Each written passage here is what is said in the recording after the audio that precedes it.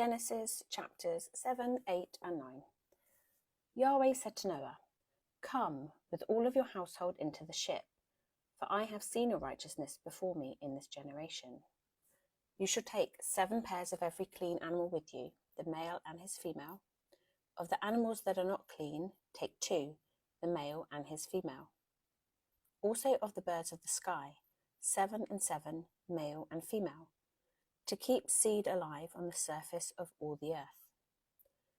In 7 days I will cause it to rain on the earth for 40 days and 40 nights. I will destroy every living thing that I have made from the surface of the ground."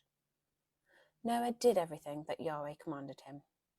Noah was 600 years old when the flood of waters came on the earth. Noah went into the ship with his sons, his wife, and his sons' wives because of the flood waters. Clean animals, unclean animals, birds, and everything that creeps on the ground went by pairs to Noah into the ship, male and female, as God commanded Noah. After the 7 days, the flood waters came on the earth. In the 600th year of Noah's life, in the 2nd month, on the 17th day of the month, on that day all the fountains of the great deep burst open, and the sky's windows opened. It rained on the earth 40 days and 40 nights.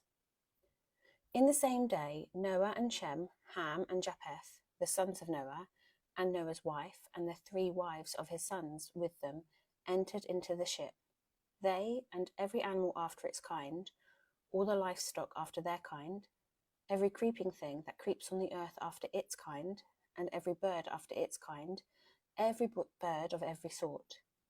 Pairs from all flesh within the breath of life in them went into the ship with Noah.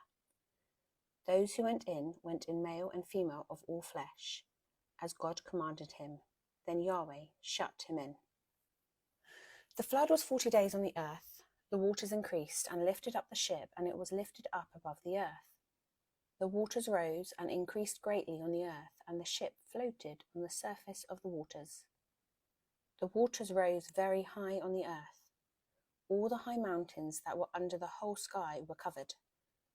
The waters rose 15 cubits higher, and the mountains were covered. All flesh died that moved on the earth, including birds, livestock, animals, every creeping thing that creeps on the earth, and every man.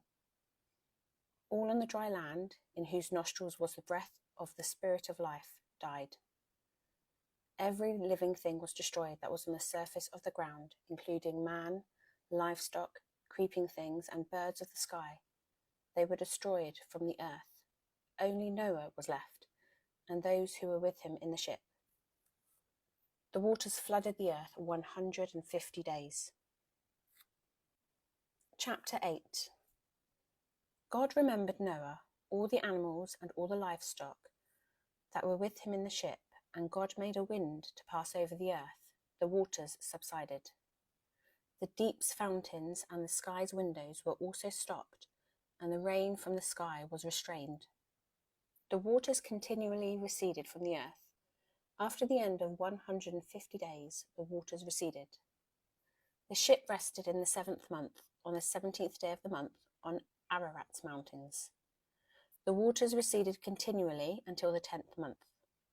In the 10th month, on the 1st day of the month, the tops of the mountains were visible.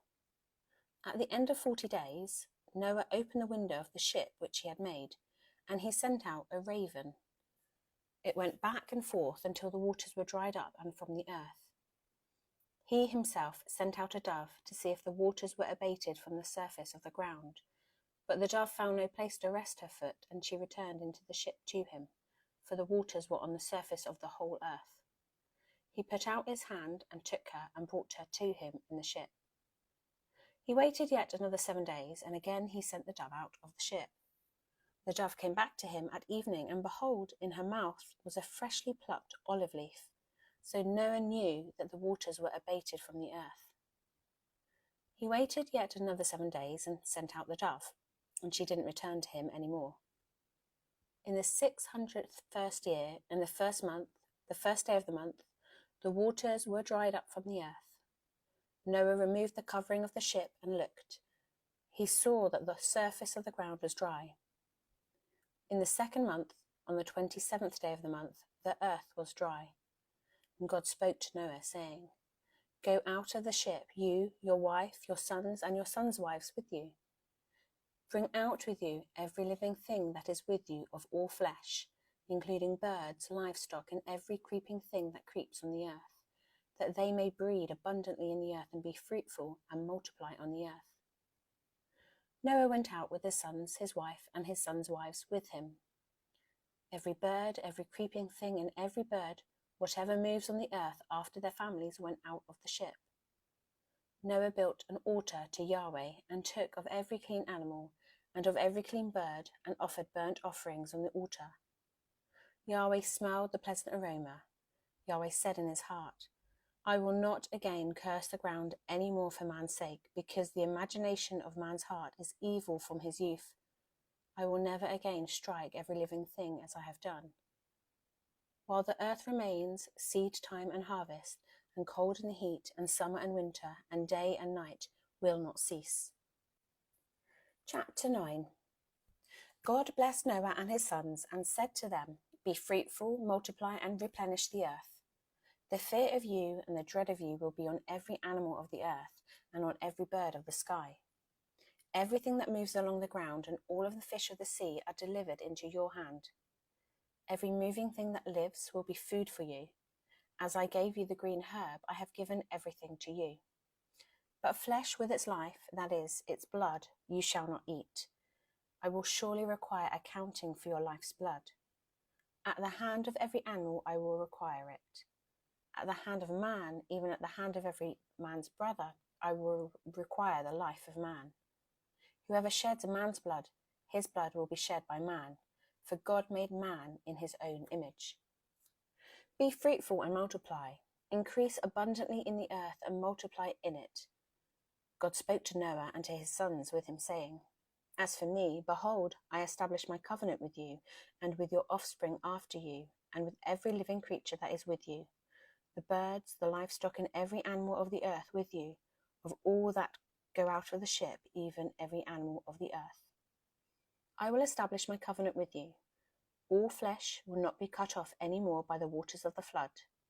There will never again be a flood to destroy the earth. God said, This is the token of the covenant which I make between me and you and every living creature that is with you for perpetual generations. I set my rainbow in the cloud, and it will be a sign of a covenant between me and the earth.